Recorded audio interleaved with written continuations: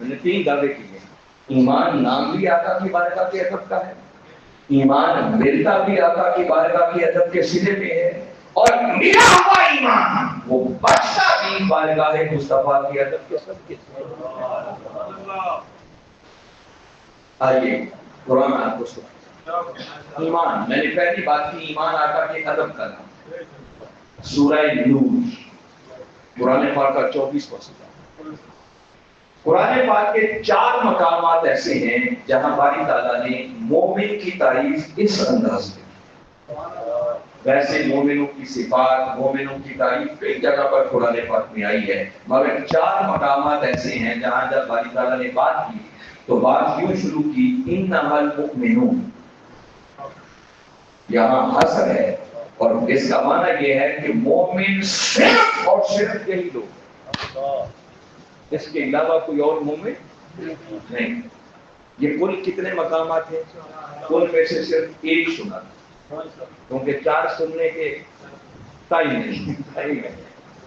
سورہ نور کی آیت کریمہ میں سنا, باری تعالیٰ نے بات یوں شروع کی, انما المؤمنون. فرمایا مومن فقط وہ ہے. کون؟ الذین آمنوا باللہ ورسولہ. کون؟ فرمایا جو اللہ پر بھی ایمان لائے اور اس کے رسول پر بھی ایمان. اتنی اصطلاحی بات کرنے کے بعد آگے باری تعالیٰ نے ارشاد فرمایا وَإِذَا كَانُوا مَعَهُ عَلَىٰ أَمْرٍ جَامِعٍ لَمْ يَذْهَبُوا حَتَّىٰ يَسْتَأْذِنُوا. اب سنیے غور سے قرآن کیا کہتا ہے اس میں. اب ایک لفظ پر غور کریں, انما المؤمنون, اس کا معنی مومن صرف اور صرف یہی لوگ. کون؟ الذین آمنوا باللہ ورسولہ, جو اللہ پر بھی ایمان لائیں اور اس کے رسول پر بھی ایمان لائیں. یہاں تک بات آپ سنتے رہتے. اب تیسری ایک کنڈیشن لگائی باری کا. آگے فرمایا وَإِذَا كَانُوا مَعَهُ عَلَىٰ أَمْرٍ جَامِعٍ. فرمایا اللہ اور اس کے رسول پر ایمان لانے کے بعد مومن صرف وہ ہے جو اس 20 پہ تقاضے کو بھی ساتھ پورا کرے. کیا؟ تیسرا تقاضا یہ ہے کہ فرمایا پھر کو جب کبھی میرے محبوب مکرم صلی اللہ علیہ وآلہ وسلم کے ساتھ کسی بات پر مشاورت کے لیے جمع ہوئے رہتے. وَإِذَا كَانُوا مَعَهُ عَلَىٰ أَمْرٍ جَامِعٍ, کسی بات پر مشاورت کے لیے جمع ہوئے بیٹھے ہوں تو فرمایا مومن صرف وہ ہیں لَمْ يَذْهَبُوا حَتَّىٰ يَسْتَأْذِنُوا, جو اس وقت تک اٹھ کر نہ جائیں جب تک کہ وہ پہلے میرے مصطفیٰ سے اجازت نہ لیں. آیت کے تیور دیکھیں, انداز دیکھیں. بات یوں شروع کی کہ مومن صرف وہ ہے. میں صرف قرآن کے لفظوں کا انعام کا ترجمہ کرتا ہوں, اس کے علاوہ کوئی اور مومن کون؟ جو اللہ پر بھی ایمان لائے, اس کے رسول پر بھی ایمان لائے, اور پھر جب کبھی وہ میرے آقا کی بارگاہ اقدس میں کسی بات پر مشاورت کے لیے جمع ہوئے بیٹھے ہوں تو فرمایا مومن وہ ہیں کہ اس وقت تک اٹھ کر نہ جائیں جب تک کہ وہ پہلے میرے مصطفیٰ سے. آپ کہیں کہ یہ بات کیا ہے؟ اس بات کی بھی سمجھاتا ہوں. اللہ نے یہ آیت کی حضرت کریمہ نازل کی. یہ آج سے 14 صدیاں پہلے کی بات ہے.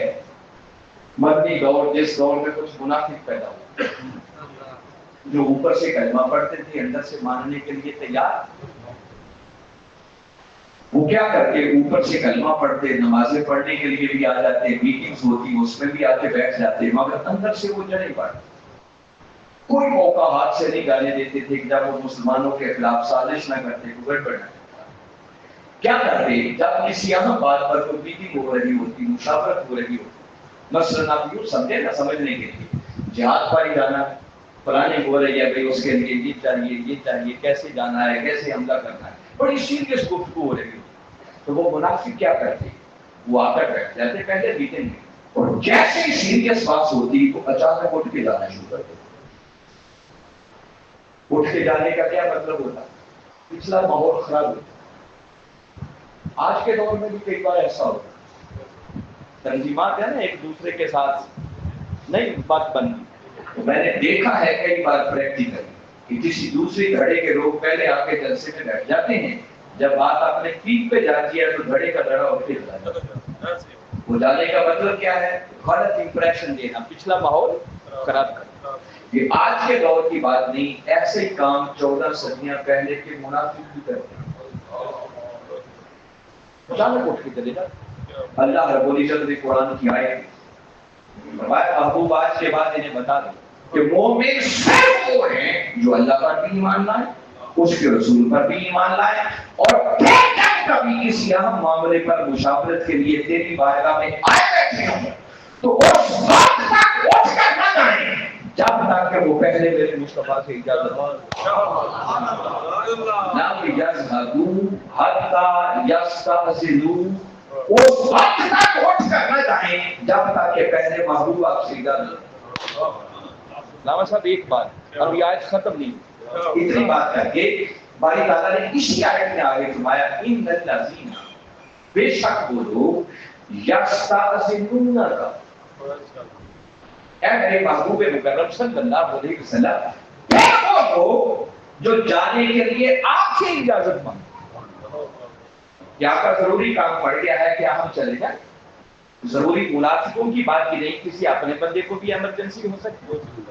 اب اللہ نے ایک ضابطہ دے دیا کہ بغیر اجازت چلے گئے تو مومن، اب باری تعالیٰ نے پھر ریپیٹ کیا اس بات کو، فرمایا محبوب وہ جو آپ سے اجازت مانگے، آپ کا ضروری کام پڑ گیا ہے، کوئی ایمرجنسی ہو گئی ہم چلے جائیں، تو فرمایا محبوب وہ جو آپ سے اجازت مانگتے ہیں، آگے حسد کے انداز میں زور دے کے کہا اولئک الذین، یہی وہ لوگ ہیں یؤمنون باللہ ورسولہ، جو اللہ پر بھی ایمان لاتے ہیں اور اس کے رسول پر بھی۔ میں پھر کہہ رہا ہوں کہ اللہ کا قرآن ہے، یہ دنیا کی کتاب میں آپ کو، اب بات تو دیکھو پہلے حصے بھی بڑی واضح ہوگی کہ مومن وہ ہے جو اس وقت تک اٹھ کر نہ جائے جب تک کہ پہلے میرے محبوب سے اجازت نہ لے۔ اب اللہ نے اسی بات کو پھر دوہرایا، پکا کی، فرمایا محبوب آپ کو جانے کے لیے آپ سے اجازت مانگے، میں خدا اعلان کر رہا ہوں کہ حقیقت میں یہی وہ لوگ ہیں جو اللہ پر بھی ایمان لاتے ہیں، رسول پر بھی، جس کا مطلب کہ پیارے تیری بارگاہ میں تو آ گیا اور بغیر اجازت سے کھڑا گیا تو کروڑ کلمہ پڑھتا پھرے، اس کا نہ اللہ کو ماننا قبول ہوگا نہ رسول کو ماننا ہوگا۔ میری بات سمجھ آ رہی ہے؟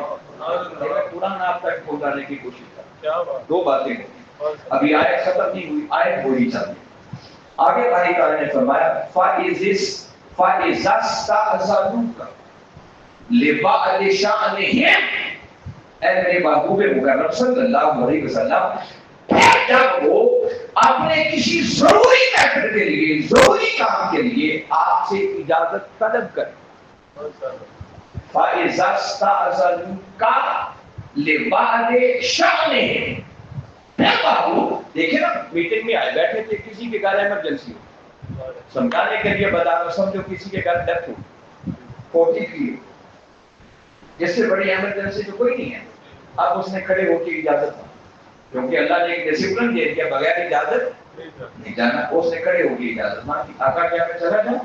اللہ نے اگلی بات بتائی، فرمایا محبوب پھر اگر وہ اپنے کسی ضروری کام کے لیے آپ سے اجازت مانگے کہ آقا کیا ہم چلے جائیں، تو آگے فرمایا فَأْذَن لِمَنْ شِئْتَ مِنْهُمْ، فرمایا محبوب اب مختار ہم نے آپ کو بنا دیا، آپ کی مرضی، جسے چاہیں اجازت دے، جسے چاہیں اجازت نہ۔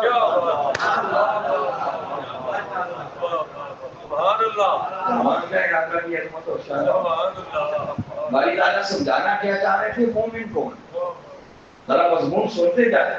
میں محبوب پھر جب کبھی اپنے ضروری کسی میٹر کے لیے وہ آپ سے اجازت طلب کریں، کھڑے ہو کے عرض کریں آقا یہ ایمرجنسی ہو گئی ہے چلے جائیں، تو فرمایا ان کا اجازت مانگ لینا کافی نہیں ہے، محبوب مختار ہم نے آپ کو بنا دیا ہے،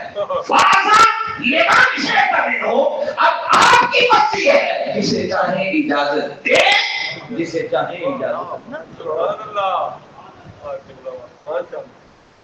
آیت ابھی بھی ختم نہیں، اتنی شکیں سمجھانی ساری باتیں کر کے آگے باری تعالیٰ نے فرمایا واستغفر لهم اللہ. جب یہ ساری باتیں ہو گئی اب فرمایا محبوب اب یہ جو اجازت لے کے جا رہے ہیں نا جن کو تو نے اپنی مرضی سے اجازت دے دی ہے جاؤ چلے جاؤ ایمرجنسی ہو گئی ہے فرمایا محبوب آپ ان جانے والوں کے لیے میری بارگاہ میں آپ استغفار کریں. کیا کریں؟ استغفار کا معنی ہوتا ہے آپ ان کے لیے میری بارگاہ سے بخشش طلب کریں ان کی معافی کی سفارش کریں.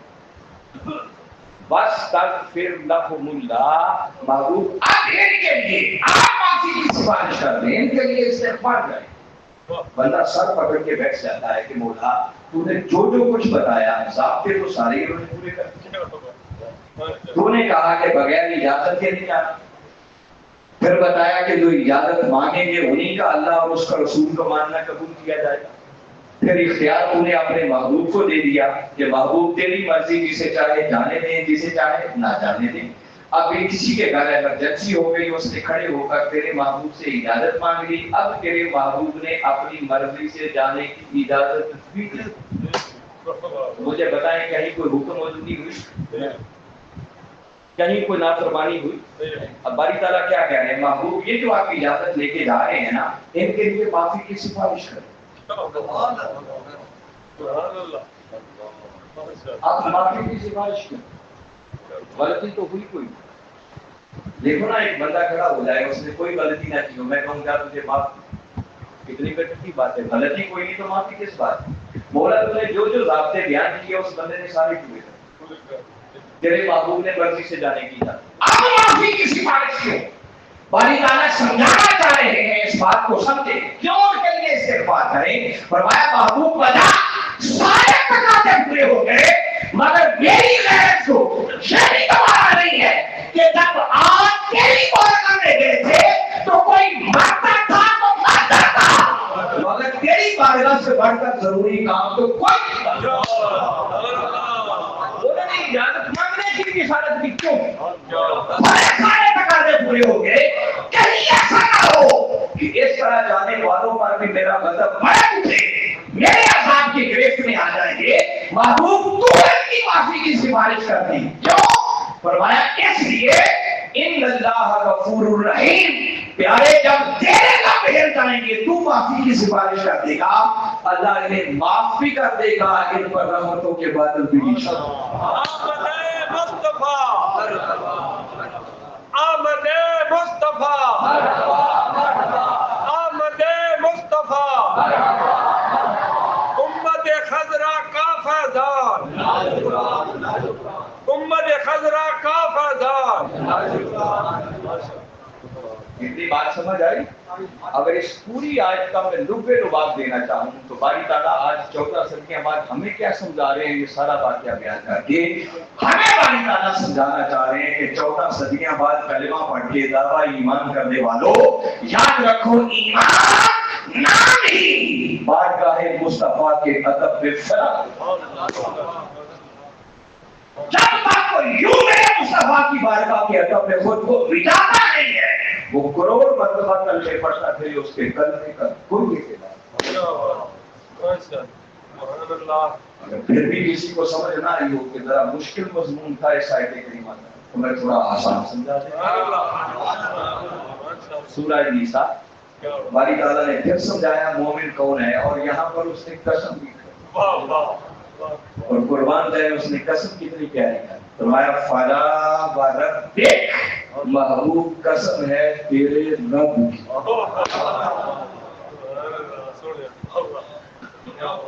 حاضری کر دی باری تعالیٰ نے قسم کھانے والی.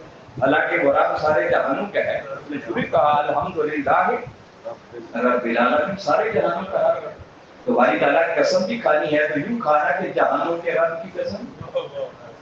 جب قسم کھائی تو فرمایا فلا وربک محبوب قسم ہے تیرے رب کی. مولا ایسا کیوں؟ وہ سمجھانا چاہتا ہے کہ لوگوں رب جو کائنات کے ذرے ذرے کا ہوں مگر جو مزہ مصطفیٰ کا رب ہونے میں ہے نا وہ کسی اور کا رب ہونے میں نہیں ہے. محبوب تیرے رب کی قسم. کیا مطلب؟ وہ سمجھانا چاہتا ہے محبوب تیرے بنانے والے کی قسم تیرا پیکر حسن تراشنے والے کی قسم جس نے تیرا مکھڑا اتنا حسین بنایا، تیری زلف بلین سنوارنے والے کی قسم. قسم بھی کھائی، قسم بھی اسی محبوب کا رنگ ہو کر کھائی، اور قسم کھا کر کہا کیا اگلی بات قابل غور ہے جو بتانا چاہتا. فرمایا فلا وربک، محبوب تیرے رب کی قسم، لا یؤمنون، یہ کروڑ کلمے پڑھتے پھریں گے مومن نہیں ہوتے. یعنی قرآن پڑھ رہے ہیں، میں ترجمہ کرتا ہوں. فرمایا محبوب تیرے رب کی قسم، لا یؤمنون، یہ مومن ہو ہی نہیں سکتے کب تک حتی یحکموک فیما شجر بینہم، تب تک مومن نہیں ہو سکتے جب تک کہ اپنے زندگی کے تمام تر معاملات کے اندر پہلے تجھے اپنا حاکم تسلیم نہ کرے. سپریم طاقتات کو جائے ہر معاملے میں آپ کو سپر طاقت سمجھ. دیکھیں قسم کھا کے کہا فلا وربک لا یؤمنون، محبوب تیرے رب کی قسم یہ مومن نہیں ہو سکتے. اس وقت تک مومن نہیں ہو سکتے جب تک کہ آپ نے ہر معاملے کے اندر پہلے تجھے اپنا حاکم تسلیم نہ کرے. اور خالی حاکم ہی نہیں، دیکھیں نا یہاں جھگڑے ہو جاتے ہیں، پنچایتیں بنتی ہیں، سازش مقرر ہوتے ہیں، لوگ مان بھی دیتے ہیں، مگر ضروری نہیں ہے کہ کوئی دل سے بھی مانے. ایسے ہوتا ہے کہ نہیں؟ معاملے مجبوری لوگ مانتے ہوتے ہیں. فرمایا ایسے معاملے مجبوری والا نہیں چاہیے. ثم لا یجدوا فی انفسہم حرجا مما قضیت، ایسا حاکم مانے کہ پھر آپ جو فیصلہ فرما دیں اس فیصلے پر اپنے دلوں میں ذرہ برابر بھی تنگی محسوس نہ کریں. وہ سینوں میں چھپی ہوئی تھی کہ تو کو بکھر کے صاف کرنا چاہتا. سمجھانا چاہتا ہے مومن کوئی کب بنتا ہے. میں معذور تیرے رب کی قسم یہ اس وقت تک مومن نہیں ہو سکتے جب تک کہ پہلے ہر معاملے میں تجھے اپنا حاکم نہ مانے، اور پھر آپ جو فیصلہ فرما دے اس فیصلے پر اپنے دلوں میں بھی ذرہ برابر تنگی محسوس نہ کریں. وَيُسَلِّمُوا تسلیما، اور محبوب پھر تیرے فیصلے کے سامنے اپنا سر تسلیم یوں خم کر دے جیسے سر تسلیم خم کرنے کا حق. مجھے بتائیں کہ قسم چھوڑی باری تعالیٰ نے. اب اس پوری آیت کا بھی نچوڑ کو تو باری تعالیٰ قسم کھا کے فرمائے محبوب تیرے رب کی قسم یہ کروڑ کلمے پڑھتے تھے یہ مومن نہیں ہو سکتے جب تک کہ پہلے بارگاہ مصطفیٰ کے ادب میں یہ خود کو مٹا دیں. ٹھیک ہے بات کی. میں بتا رہا ہوں کہ ایمان کس چیز کا نام ہے. ایمان نام ہی بارگاہ مصطفیٰ کے ادب کا. تو نہیں گئے بھائی، یہ صرف آپ ہی سبحان اللہ کہہ رہے ہیں، پچھلے چپ رہ کے پس گئے ہیں. کیوں بھی عرفان صاحب جاری رکھوں. ایک دعویٰ میں نے کیا تھا کہ ایمان نام ہی آقا کی بارگاہ اقدس کی ادب کا. دوسری بات میں نے یہ کی تھی کہ یاد رکھیں ایمان ملتا بھی بارگاہ مصطفیٰ کے ادب کے سلے. ادب کر لیں کافر تھا، اللہ اس کو بھی ایمان کی دولت عطا کرے. اس سلے میں ایمان ملتا. ایمان رسول اللہ کے کریمہ سناتا ہوں سورہ حجرات قرآن پاک کا 49واں سورہ، اس کی 30ویں آیت ہے. بڑی غور سے توجہ سے سننے والی بات. باری تعالیٰ نے اس مقام پر ارشاد فرمایا ان الذین، بے شک وہ اہل علم لوگ بالخصوص اس پر توجہ کریں کہ طالب علمانہ چند باتیں کر رہا ہوں آپ کے سامنے. غور سے سنیں باری تعالیٰ نے کتنی لطیف بات فرمایا ان الذین، ایک لفظ پہ غور. اس کا معنی کیا ہے؟ بے شک وہ لوگ. کون؟ یغضون اصواتہم، جو اپنی آوازوں کو پست کر لیں، اپنی آوازوں کو نیچے کر لیں. کب؟ عند رسول اللہ، جب وہ اللہ کے رسول کی بارگاہ اقدس. فرمایا بے شک وہ لوگ کہ جب وہ اللہ کے رسول کی بارگاہ اقدس میں آئیں تو جو ادباً حیاءً اپنی آوازوں کو آہستہ کریں. ان کے لیے باری تعالیٰ نے آگے کیا فرمایا اولئک الذین، امتحن اللہ قلوبہم للتقوی، فرمایا یہی وہ لوگ ہیں جن کے دلوں کو خدا تقوی کا نور دینے کے لیے چن لیتا۔ کیا کر لیتا ہے؟ ان کے دلوں کو تقوی کا نور دینے کے لیے استفاء بمانا چننا، امتحانہ بمانا استفاء، اس کا معنی چننا۔ بہت سارے معنی میں سے ایک معنی امتحانہ کا مقدارہ جو مترجمین مفسرین نے لکھا ہے، اللہ ان کے دلوں کو تقوی کا نور دینے کے لیے چن لیتا ہے۔ بھائی توجہ ہے آپ کی میری بات؟ جب آپ سنتے نہیں ہیں تو مجھے تکلیف ہوتی ہے کہ میں آپ سے باتیں کر رہا ہوں، آپ کا دھیان میری طرف۔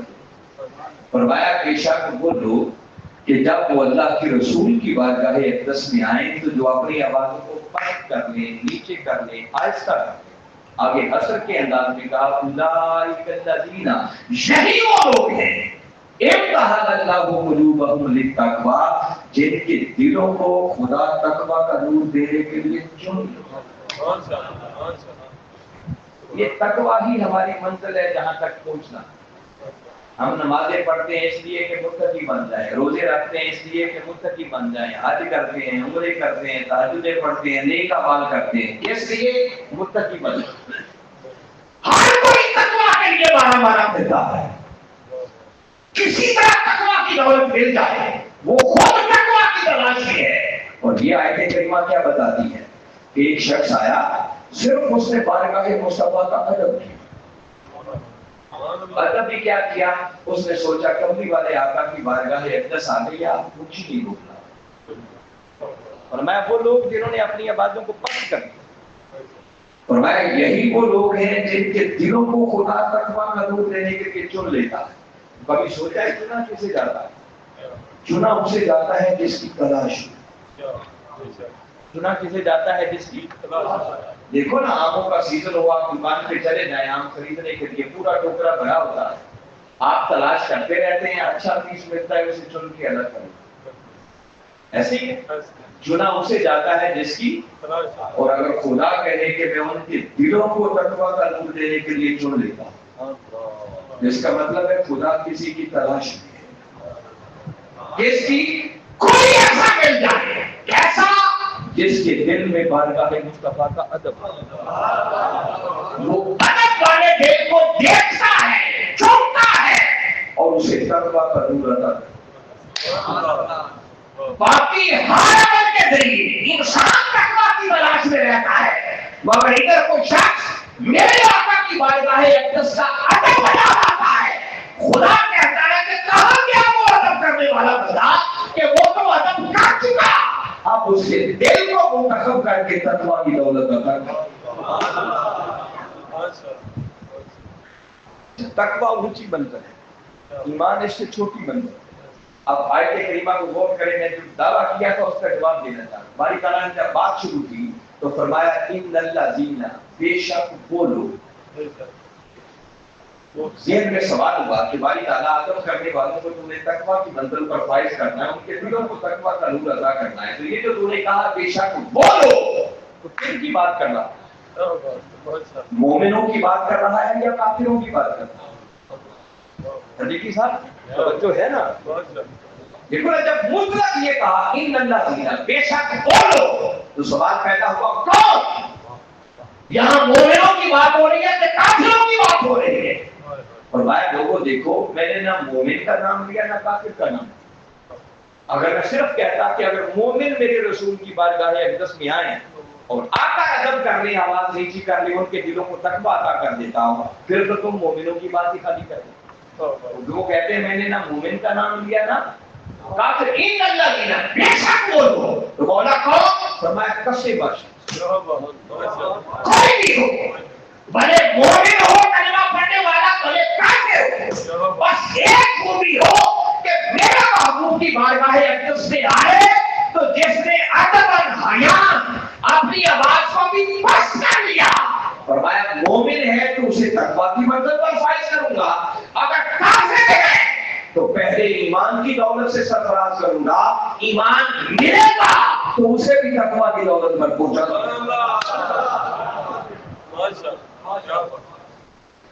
اچھا لگی مٹی بات کے بغیر یہ بات جو میں نے ابھی سمجھائی ہے کتنے باتوں لوگوں کو سمجھ آئی ہے قیامت تاریخ سے آپ کر باقی باتیں لوگوں کو سمجھ آ رہی یہ پھر عرفان صاحب کی کرامت ہے. تو میں نے بتایا ایمان ملتا بھی آقا کی بارگاہ اقدس کے سامنے تو خالی ادب نہیں کر لینا بہت زیادہ کفر کو بٹھا کر اسے ایمان کی نعمت عطا کرتا ہے اور ایمان تک ہی نہیں رکھتا اس کو بھی پکڑ کے تقویٰ کی منزل پہ پہنچاتا اس سے اگلا حصہ اس سے زیادہ ایمان افروز ہے مگر ادھر نہیں جاتا. پھر میں نے ایک تیسری بات کی کہ ملا ہوا ایمان بچتا بھی بارگاہ مصطفیٰ کی ادب کے صدقے سے. اگر ایمان نہ رہے اگر ادب نہ رہے تو ملا ہوا ایمان بھی چلا جائے. وہ سورہ حجرات کی دوسری آیت کریمہ پڑھنے سے پچھلی آیت باری تعالیٰ نے ایمان سے بات شروع فرمایا یا ایھا الذین آمنوا اے ایمان والو لا ترفعوا اصواتکم فوق صوت النبی فرمایا خبردار تمہاری آواز بھی میرے مصطفیٰ کی آواز سے اونچی نہیں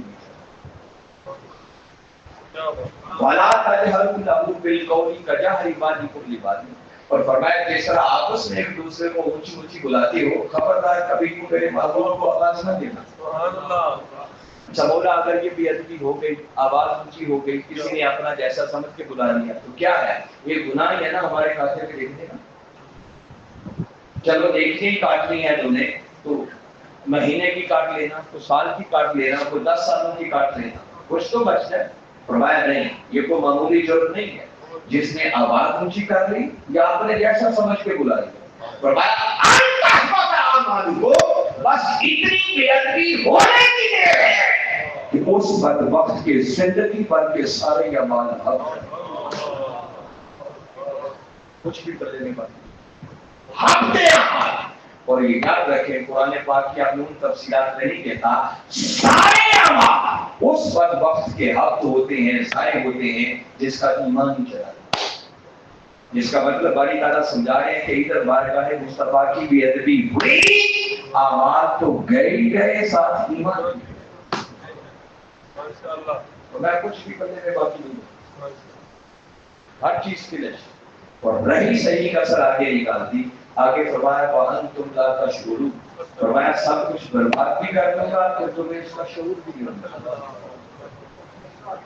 تمہیں پتہ بھی نہیں چلے گا ہوا کیا مولا اس کا کیا فائدہ کہ پتہ ہی نہیں چلنے دے گا. فرمایا اگر کسی کو پتہ چل جائے کہ لٹ گیا کچھ نہیں بچا تو ممکن ہے وہ معافی مانگنے آ جائے رو پڑے گڑگڑا پڑے گر پڑے ترس آ جائے اس کو چھوڑنا پڑے. فرمایا میری غیرت کو یہ گوارا نہیں ہے کہ وہ گستاخ میرے مصطفیٰ کا ہو اور پھر اسے توبہ کی توفیق مل جائے. فرمایا اسے پتہ ہی نہیں چلے وہ اسی گھمنڈ میں رہے بڑی نمازیں پڑھ رہا ہوں بڑے روزے رکھ رہا ہوں بڑے حج عمرے کر رہا ہوں بڑی تبلیغیں کر رہا ہوں مگر پتہ قیامت والے دن چلے گا جب سارا ہی نامہ اعمال پتہ چلا کہ ایمان ملا ہوا ایمان بچتا بھی تب ہے جب خود کو کوئی بارگاہ مصطفیٰ کی عطا میں مٹا دے. ادھر بے ادبی ہوئی نہیں آواز تو گئی گئے ایمان بھی کلیئر ہو گئی بات. ایک آیت اس کی تاریخ ہے اور آپ کو سنا دے سورہ بقرہ. اب سنیں کس حد تک باری تعالیٰ اپنے محبوب کی بارگاہ کا ادب سکھانا. ابھی میں صرف ایمان سمجھا رہا ہوں اب پتہ نہیں ہمارے صالحات کا پہنچیں گے یا نہیں پہنچیں. مجھے لگتا ہے دوبارہ مجھے نہیں بلائیں گے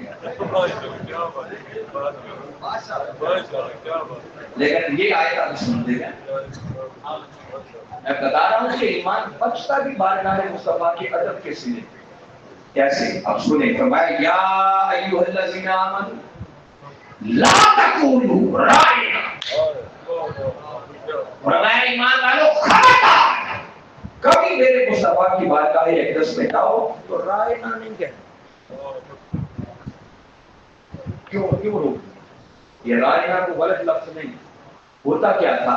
میرے آقا جلوہ افروز ہوتے لوگ بیٹھے ہوتے اگر کسی کو بات سمجھ نہ آتی دوبارہ پوچھنا ہوتی تو اس کے لیے یہ لفظ استعمال ہوتا رائنا. اس کا مطلب ہے کہ آقا ہماری رعایت فرما ہماری خاطر ذرا بات کو دوہرا دیں ہمیں سمجھ نہیں. لفظ غلط نہیں تھا، ٹھیک تھا، مگر بات مناسب وہ کیا کرتے جان بوجھ کر دانشتہ طور پر آتے اور بات سمجھ بھی آ جاتی ہوتی، ایک ویکتی جو کرنا مقصود ہوتا تو وہ رائنا کہنے کی بجائے اسے تھوڑا سا دباتے اور کہتے رائنا، رائی کہتے ہیں چرواہے، معنی بدل جاتا اتنا کرتے تو معاذ اللہ استغفر اللہ دبے لفظوں میں وہ رائنا کہہ کے کہتے کہ آپ ہمارے چرواہے، مقصود آقا کی بارگاہ کی بےعزتی ہو۔ یہ کون ایسا کرتے؟ منافق، کافر ایسا۔ اللہ نے قرآن پاک میں حکم نازل فرما دیا اور حکم کن کو دیا؟ ایمان والوں۔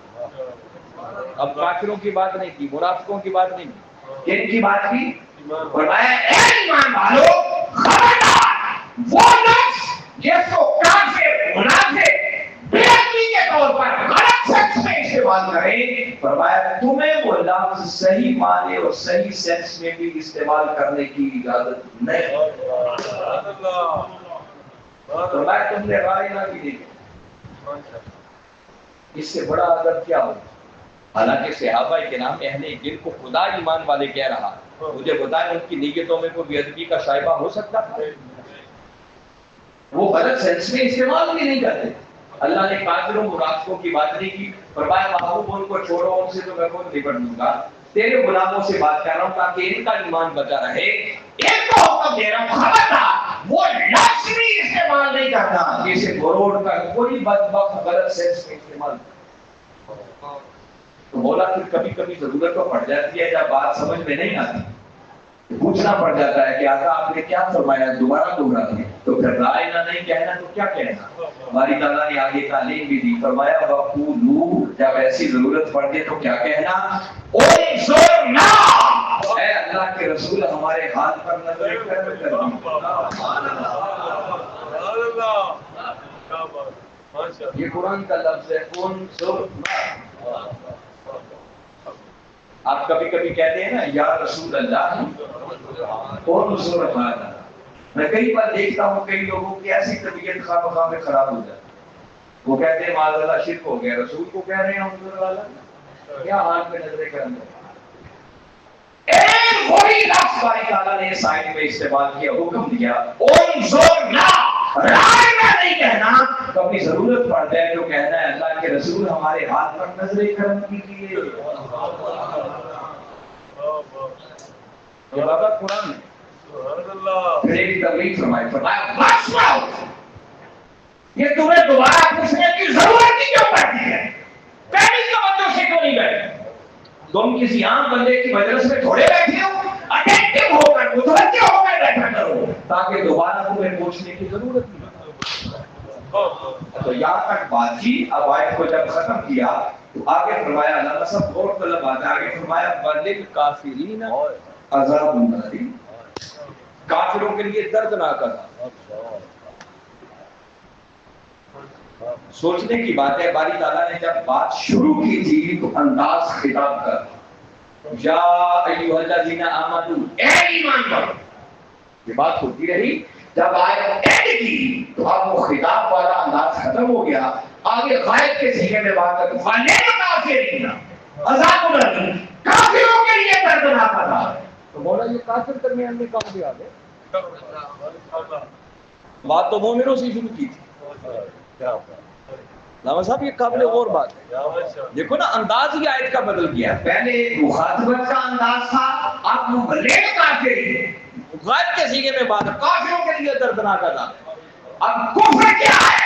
باری تعالیٰ سمجھانا چاہتے ہیں کہ وہ مومن جس نے ایسا کلمہ جس کو کوئی کافر اور منافق مروڑ کر غلط سینس میں استعمال کرے، اگر کسی کلمہ پڑھنے والے نے وہ لفظ صحیح معنی کے ساتھ صحیح سینس میں بھی استعمال کر دیا تو فرمایا اتنی بھی ادبی بھی کر لی تو اس بدبخت کا بھی ایمان جاتا رہا۔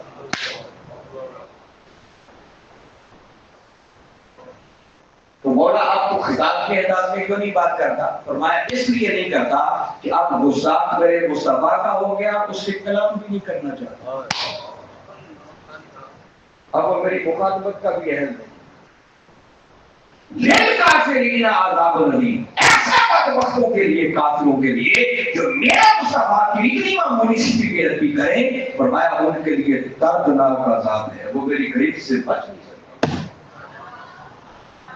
آیت کریمہ کیا بتا رہی ہے کہ ملا ہوا ایمان بچتا بھی بارگاہ مصطفیٰ کے ادب کے صدقے سے۔ وہ جس خوبی پر آپ کو دنیا اور آخرت کی کامیابی ملتی ہے نا، جس کا پہلا نمبر میں بھی بتا رہا ہوں، ایمان۔ یاد رکھو ایمان نہ بھی بارگاہ مصطفیٰ کی محبت، عشق اور ادب میں فنا، اس سے ہٹ کر ایمان کسی اور شے کا نام نہیں۔ حکیم الامت علامہ اقبال نے شاید یہی بات سمجھانے کے لیے ایک بات کی۔ ویسے تو اقبال کی پوری شاعری اسی پیغام سے بھری۔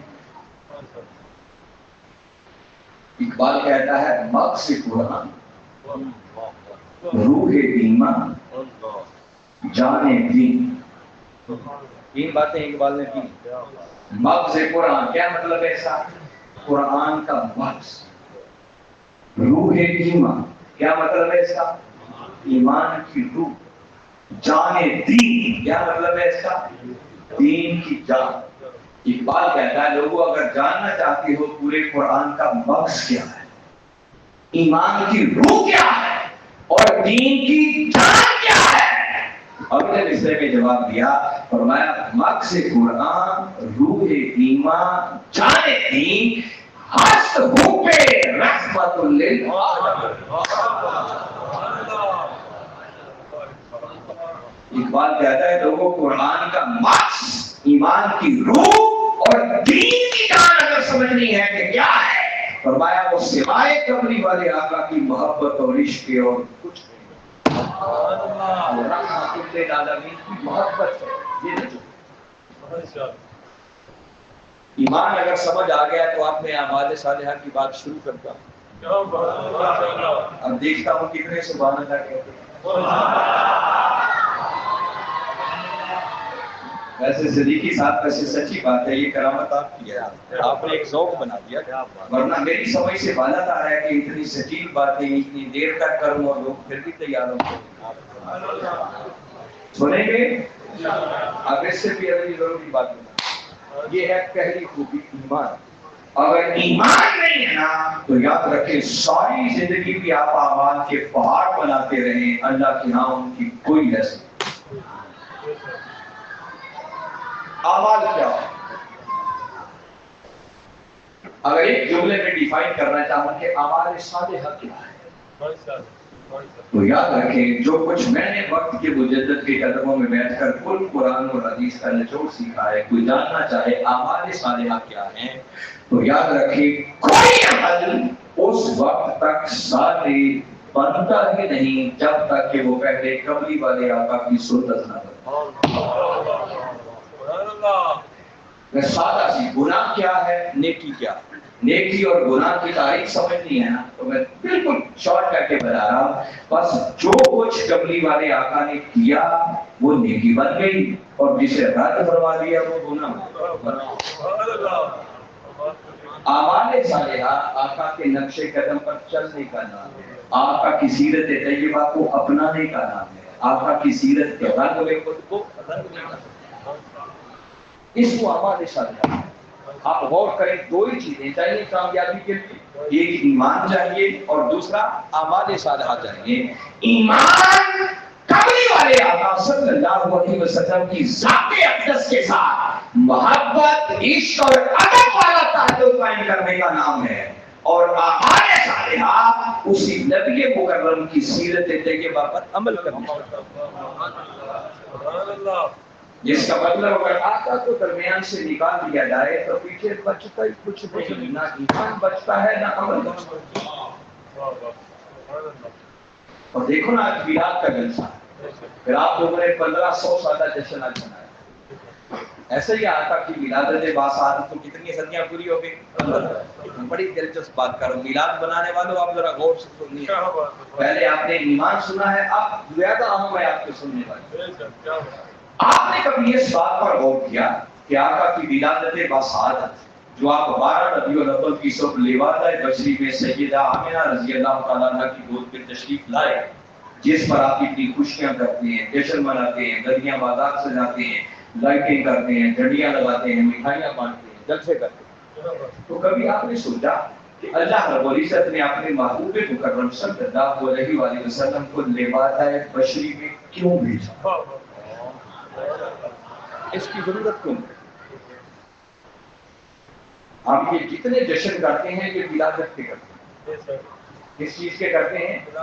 حالانکہ ہمارے آقا صلی اللہ علیہ وسلم کی ابتدا وہ کوئی آپ کی ولادت سے نہیں، ہمارے آقا اپنی ولادت سے بھی پہلے موجود تھے، ہمارے آقا کو اس وقت بھی تھے جب کائنات کی کوئی شے بھی ابھی مرض سے وجود میں۔ علامہ صاحب یہ باہر کنٹرول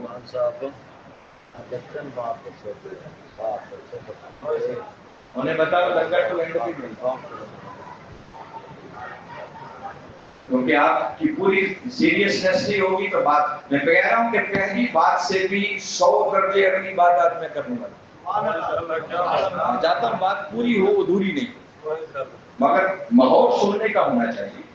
یہ نہیں ہے کہ میں بات کروں اور آپ میں کوئی اور باہر الگ جلسہ شروع ہو جائے اور آپ کی توجہ نہ رہے میری بات، غور سے سنیں، آج دین سمجھ آئے کہ کیا ہو۔ تو میں ایک چھوٹا سا سوال آپ کے سامنے رکھتا ہوں، اس پر بھی میں کوئی لمبی چوڑی بات نہیں سناتا، یہ ایک الگ سبجیکٹ ہے، جتنی باتیں اس پر کرتے جائیں، مگر اس بات کو سمجھانے کے لیے یہ جو میں نے کہا کہ آقا اپنی ولادت باسعادت سے پہلے بھی موجود تھے، اس پر گھنٹوں بولتے جائیں، یہ ایک الگ سبجیکٹ ہے۔ آپ کو ایمان افروزوں کی بات بتا رہا ہوں، میرے آقا جلوہ پھوٹے اور جبریل امین علیہ السلام آپ کی خدمت میں حاضر، امام حلقی رحمۃ اللہ تعالیٰ علیہ کی سیرت حلقیہ میں بیان کیا گیا، اور جبریل امین علیہ السلام آپ کی بارگاہ اقدس میں حاضر ہو کر اپنی دراز کی عمر پر بڑا فخر کرتے ہیں۔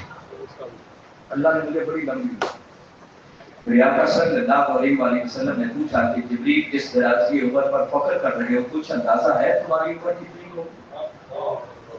عرض کرنے لگے آقا ایک بات سے اندازہ کر سکتے ہیں کہ جب کائنات کی کوئی شے بھی ابھی مرض وجود میں نہیں آئی تھی، اللہ رب العزت کے حجابات عصمت میں سے چوتھے پردہ عصمت میں ایک ستارہ چمکتا تھا جو 70,000 سال کے بعد ایک بار طلوع ہوتا تھا، اور آقا میں نے اب تک اپنی زندگی میں اسے 72,000 مرتبہ دیکھا۔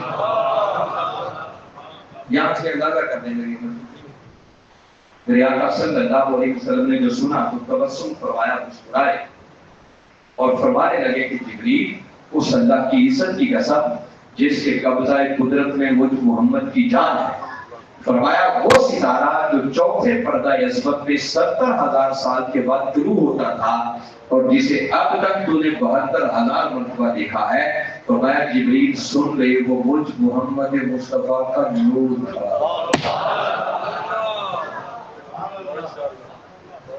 صرف میں نے ایمان افروز بات اس لیے بتائی کہ آقا اپنی ولادت سے پہلے بھی موجود تھے، تو سوال یہ ہے کہ جب آپ پہلے سے موجود تھے تو پھر اللہ نے 12 ربیع الاول کی صبح اسی محبوب کو لواطۂ بشری میں سیدہ آمنہ رضی اللہ تعالیٰ عنہ کی گود میں کیوں بھیجا؟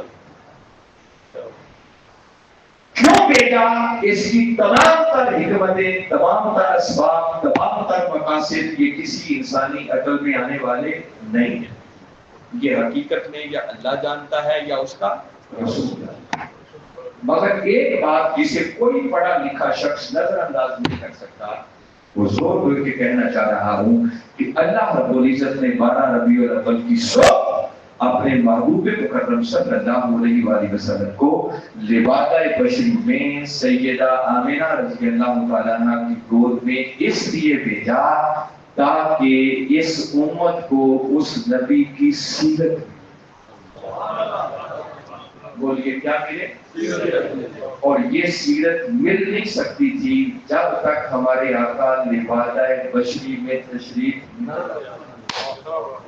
اگر جہاں تھے وہیں رہتے تو ہم بشروں کو زندگی گزارنے کا کوئی ڈھنگ میسر نہ آتا، ہمیں سکھانے کے لیے کہ اٹھنا کیسے ہے، بیٹھنا کیسے ہے، سونا کیسے ہے، جاگنا کیسے ہے، اللہ کے حقوق کیسے ادا کرنے ہیں، بندوں کے حقوق کیسے ادا کرنے ہیں، یہ زندگی گزارنے کا پورا ڈسپلن سکھانے کے لیے باری تعالیٰ نے اپنے اس محبوب کو جسے اس نے صدیوں تک حریم ناز کے پردوں میں رکھا تھا، 12 ربیع الاول کی صبح باری تعالیٰ نے وہ محبوب بھی ہمیں عطا کر اور عطا کر کے اعلان کیا لقد من اللہ علی المؤمنین اذ بعث فیہم رسولا، فرمایا مومنوں اللہ نے تم پر بہت بڑا احسان کیا کہ تمہیں اپنا محبوب ہی عطا کر،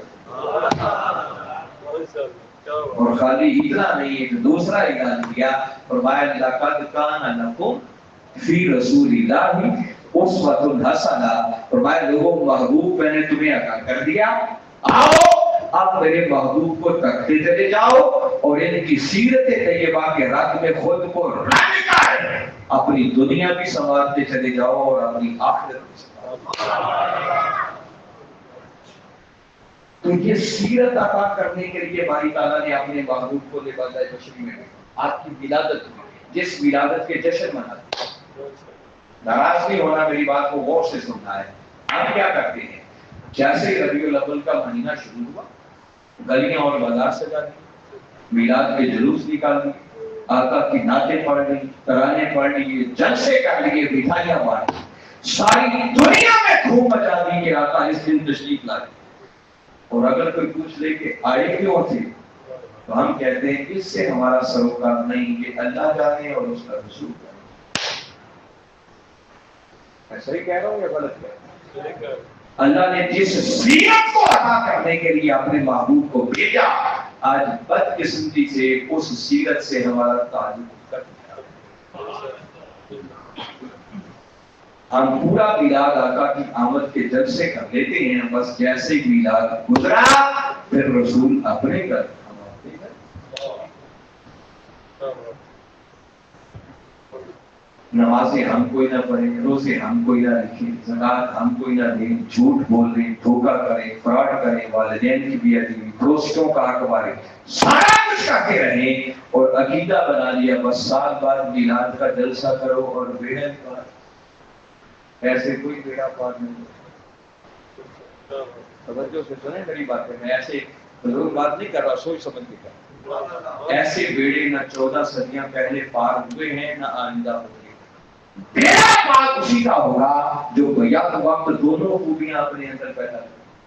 آقا کی محبت، عشق اور ادب والا ایمان بھی چاہیے اور آقا کی سیرت طیبہ پر عمل کر کے اعمال صالحہ بھی چاہیے۔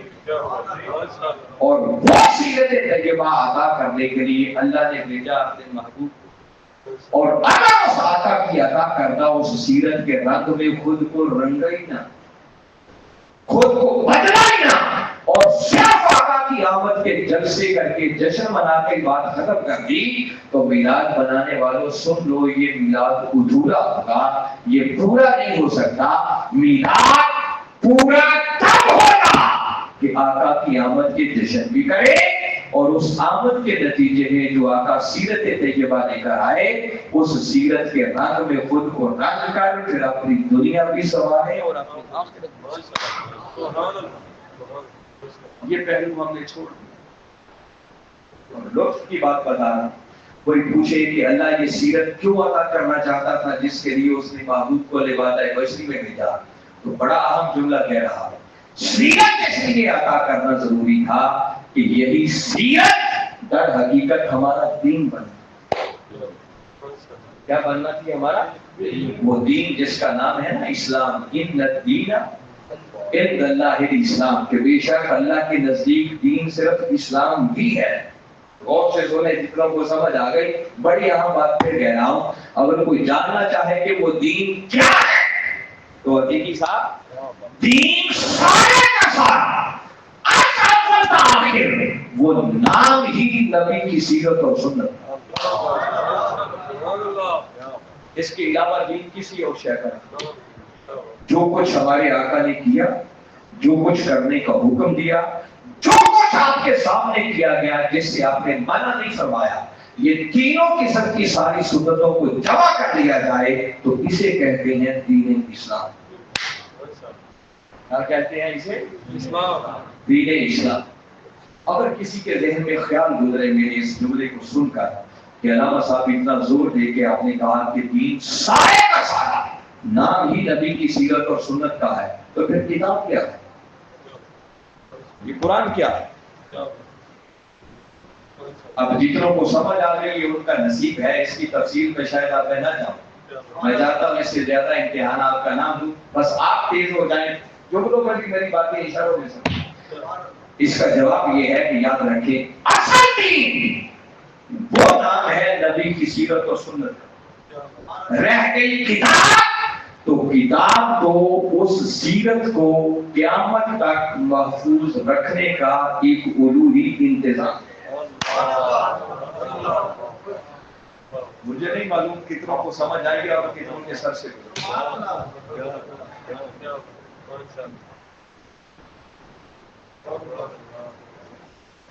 ویسے میرے پاس نہ سر ہے نہ سر ہے، دونوں سے پاک.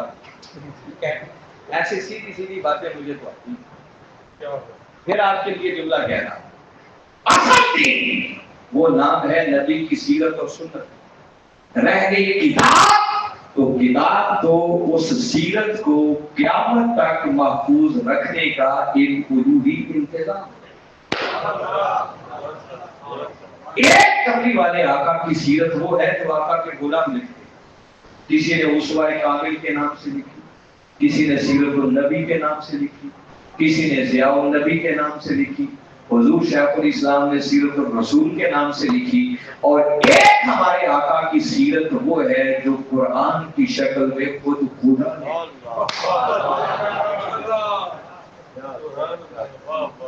کسی نے ام المومنین حضرت عائشہ صدیقہ رضی اللہ تعالیٰ عنہ سے پوچھا تھا ام المومنین ذرا فرمائیں ہمارے آقا کے اخلاق کیسے تھے؟ جواب دیتی ہیں کانا خلقہ القرآن. اے پوچھنے والے کیا قرآن پڑھ کے نہیں دیکھا؟ یہ سارے کا سارا قرآن کملی والے آقا کی اداؤں کا نام ہے.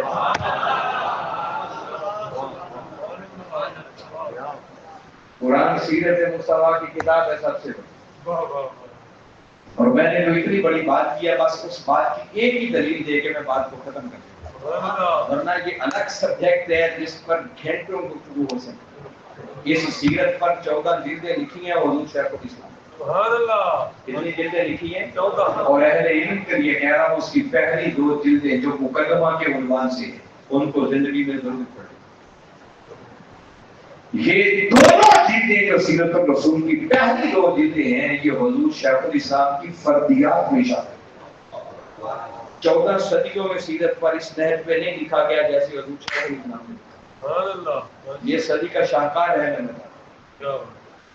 میں نے کہا کہ اصل دین وہ نام ہے نبی کی سیرت اور سنت کا. رہ گئی کتاب تو کتاب تو اس سیرت کو قیامت تک محفوظ رکھنے کا ایک الوہی انتظام.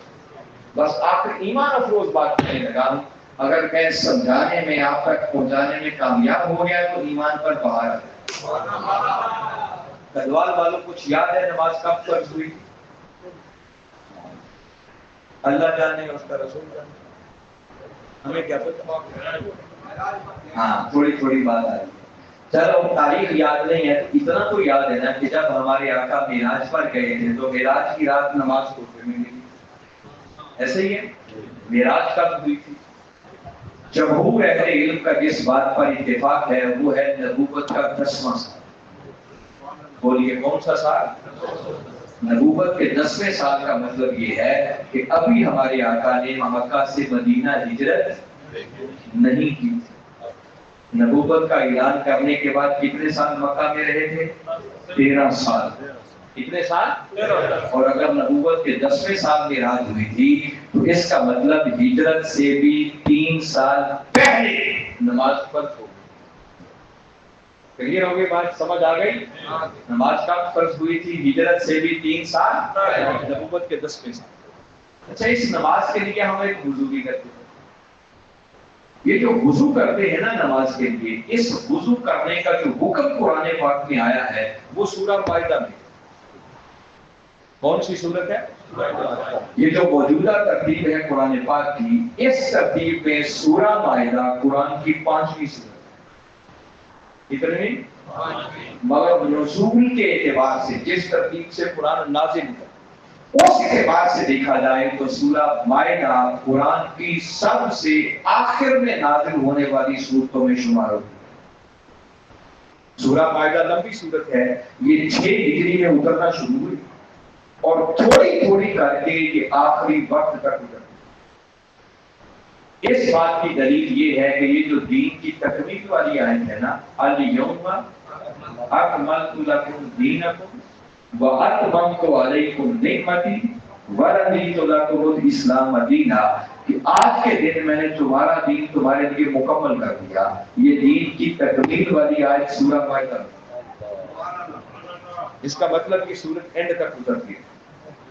اور اس سورہ مائدہ میں ہے وضو کے حکم والی آیت، جس میں باری تعالیٰ نے فرمایا یا ایھا الذین آمنوا اذا قمتم الی الصلاۃ فاغسلوا وجوہکم وایدیکم الی المرافق وامسحوا برؤوسکم وارجلکم الی الکعبین۔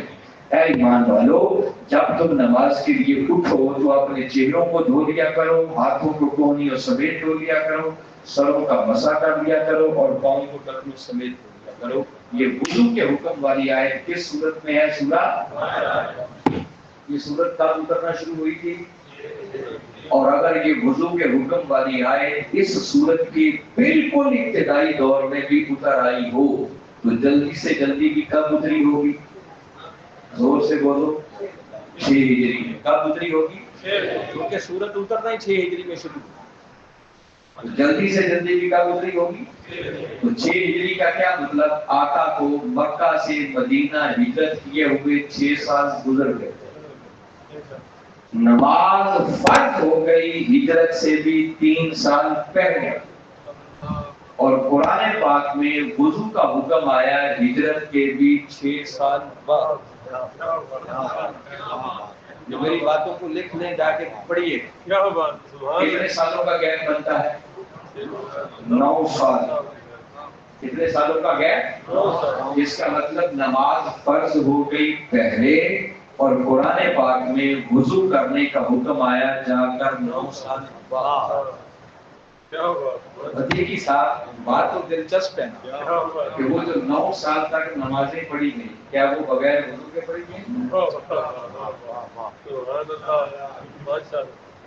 اور دل ماننے کے لیے تیار نہیں ہے کہ وہ نماز اور بغیر وضو کے ہوئی ہو، ایسا ممکن؟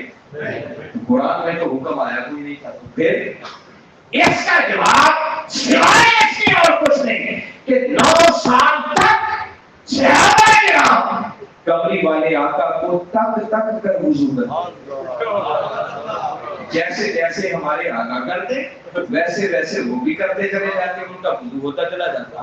مگر 9 سال بعد باری تعالیٰ نے فیصلہ کیا ہوگا کہ آج تو میرے مصطفیٰ کے غلام میرے محبوب کو تک تک کر وضو کر رہے ہیں، تو وہ جو قیامت تک آئیں گے ان کو کیسے پتا چلے گا کہ یہ رسول وضو کیسے کرتا تھا؟ تو 9 سال بعد باری تعالیٰ نے اپنے محبوب کے اسی عمل کو آسمانوں سے قرآن بنا کے نازل کیا۔ اس لیے میں نے کہا اصل دین وہ نام ہے نبی کی سیرت اور سنت کا، رہ گئی کتاب تو اس سیرت کو قیامت تک محفوظ رکھنے کا ایک الوہی انتظام ہے۔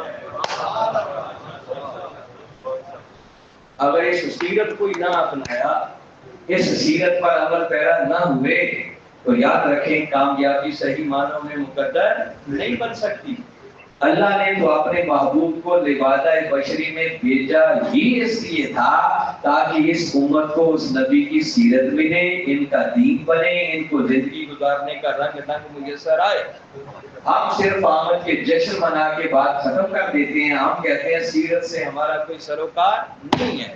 آؤ اگر حقیقی کامیابی چاہتے ہو، میلاد منانے کا حق ادا کرنا چاہتے ہو تو میلاد پورا تب ہوگا کہ آقا کی آمد کے جشن بھی کرے، گلیاں اور بازار بھی سجائیں، مٹھائیاں بھی بانٹے، مگر اس میلاد کے نتیجے میں جو آقا سیرت لے کر آئے، اس سیرت کے رنگ میں خود کو رنگ کر ایسے سمجھ جائیں کہ جو دیکھے بے ساختہ اس کی زبان سے نکلے کہ جس نبی کے غلام اتنے اچھے ہیں وہ نبی خود کتنی شان والا ہوتا. پھر مزہ ہے میلاد بنانے. اللہ کا پیغام بھی یہی ہے, اس کے رسول کا فرمان بھی یہی ہے, منہاج القرآن اور ڈاکٹر طاہر القادری کا پیغام بھی یہی ہے کہ لوگوں آؤ, اگر حقیقی کامیابی چاہتے ہو تو اپنے من میں کملی والے آقا کی محبت, عشق اور ادب کے چراغ روشن کرو, تن پر سیرت مصطفیٰ کا پہرا بٹھاؤ. اگر یہ دونوں نسبتیں میسر آ گئی تو سمجھو دنیا بھی کامیاب ہے, آخرت بھی کامیاب. آپ کبھی سنیں ابھی عالمی میلاد مصطفیٰ کانفرنس ہوئی اور حضور شیخ الاسلام نے جو خطاب کیا وہ صرف آقا کی سیرت طیبہ پر بتایا. سنا ہے نے عالم قرآن والوں نے؟ نہیں سنا تو دوبارہ سن. یہ جو ہے نا آقا کی محبت, عشق اور ادب کی دولت کی اللہ نے ہمیں گھٹی میں عطا کر دی, یہ ہمیں وراثت میں ملتی ہے. اس پر تو جتنا شکر ادا کرے گا, اس پر کوئی خدشہ. ہمیں اس پر اب توجہ کرنے کی ضرورت ہے کہ میلاد کو کریں گے, وہ تو جب تک عاشق ہیں آقا کا میلاد ہوتا رہے گا. ہماری ضرورت اب یہ ہے کہ اس کے ساتھ ساتھ آقا کی سیرت طیبہ کو فوکس کریں, اپنے عمل کو سنواریں, 5 وقت کی نماز کو اپنا مقبول بنا. اللہ نے مال دیا ہے تو زکات ادا کریں, رمضان آئے تو روزے رکھیں, اللہ نے استطاعت دیا ہے تو حج کریں, والدین کا ادب کریں, پڑوسیوں کے حقوق ادا کریں, رشتہ داروں کے حقوق ادا کریں, سچ بولیں, دیانتداری سے پیش آئیں, دھوکہ, فراڈ, بدقیادتی سے پاک ہو جائیں اور آقا کی سیرت طیبہ کے رنگ میں یوں رنگے جائیں کہ بس جو دیکھے دیکھ کر ہی وہ نعرہ لگا دے کہ جس نبی کے غلام اتنے اچھے ہیں وہ نبی خود کتنی شاندار. اور اس مرتبہ حضور شیخ الاسلام نے بالخصوص, آپ کو پتا ہے 42 سالوں سے عالمی میلاد مصطفیٰ کانفرنس ہو رہی ہے مینار پاکستان, مگر اس مرتبہ آپ نے پہلے ہی اعلان کر دیا جیسے ہی سیلاب آیا اور پاکستان کا ایک کثیر عدد اس سیلاب سے متاثر ہوئے تو آپ نے فرمایا وہ جو کروڑوں روپیہ عالمی میلاد مصطفیٰ کانفرنس جو میلاد پاکستان ہوتی ہے اس پہ خرچ ہوتا ہے, فرمایا وہ جشن ہم ایوان اقبال میں کر لیں گے. فرمایا وہ جو کروڑوں انتظامات پہ لگتا ہے اور پھر کروڑوں جو لوگ ٹریولنگ کی بات میں سفر کر کے بسیں لے کے آتے ہیں خرچ ہوتا ہے, فرمایا وہ سارا بچایا جائے گا اور وہ بچا کر آقا کی سیرت طیبہ پر عمل کرتے ہوئے سیلاب سے پریشان حال لوگوں کو ریلیف دینے کے لیے خرچ.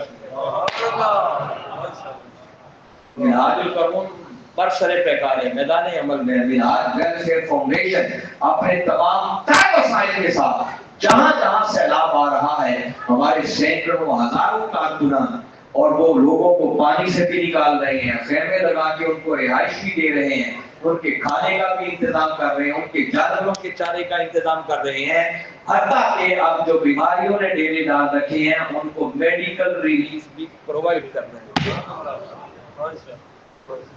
اور اس بار آقا کے میلاد کو سیلیبریٹ کرنے کا اس سے بہتر طریقہ اور کوئی نہیں ہے کہ آقا کی پریشان حال امت کے دکھوں کا بداوا کرنے کے لیے ہم ان کے دستوں پر آپ کو بھی دعوت دے رہا ہوں, آئیں آپ بھی منہاج ویلفیئر فاؤنڈیشن کے پلیٹ فارم پر اپنے وسائل, اپنی ڈونیشنز, اپنی زکات جو اللہ نے توفیق دیا وہ دیں, انشاءاللہ آپ کی ایک پائی من مستحقین تک.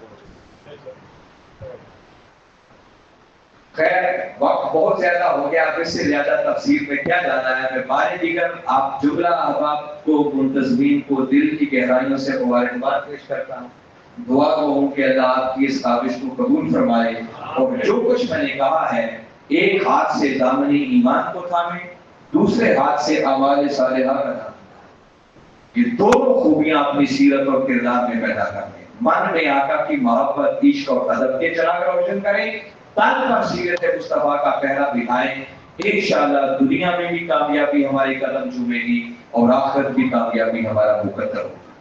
اللہ آپ سب کو سلامت رکھے اور ہمیں عمل پیرا ہو کر اپنی دنیا اور آخرت کو سنوارنے کی توفیق عطا فرمائے. اور ما علینا الا البلاغ.